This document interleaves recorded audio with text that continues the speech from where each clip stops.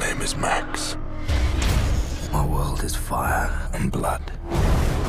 When I used to go to the cinema as a kid, I used to love that feeling of walking out of the cinema and feeling like you've been on a ride, that you want to go back on the ride. An idea came to me, it kept growing, and then one day I told my colleagues, I think we're going to make another Mad Max movie.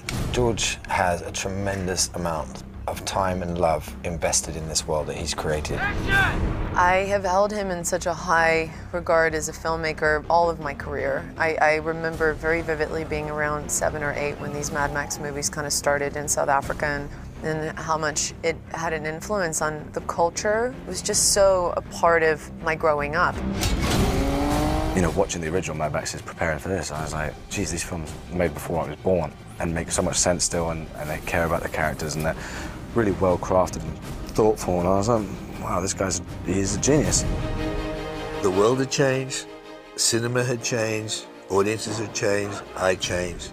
And to go back and revisit that world in a uniquely familiar way, but to use this new technology, digital cameras, was very, very enticing. Action! It was a true honor. It's one of the craziest mind operas I've ever seen. George is such an intelligent person and kind, and he'll listen to everyone around him, but also is very focused and clear on what he needs. We held a hand. He was like a father figure to us for 6 months, and he holds a special place in my heart for sure. I feel like whenever someone says George, we both go, like, oh. He's the sweetest man. You just want to hug him. And you just, thank you. Thank you.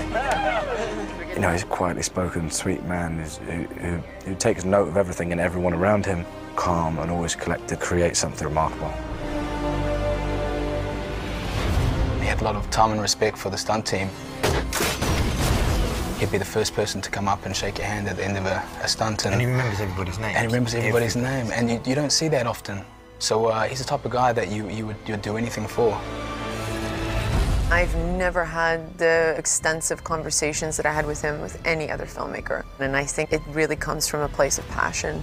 I mean, the mind of that man is incredible. It's like a never-ending maze of things to discover, and I just find him a fascinating human being.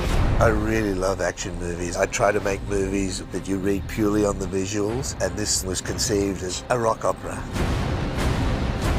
It's a little bit like an orchestra, all the different instruments and the different notes and the way that it finally all comes together to give a whole experience. That's what you're looking to do.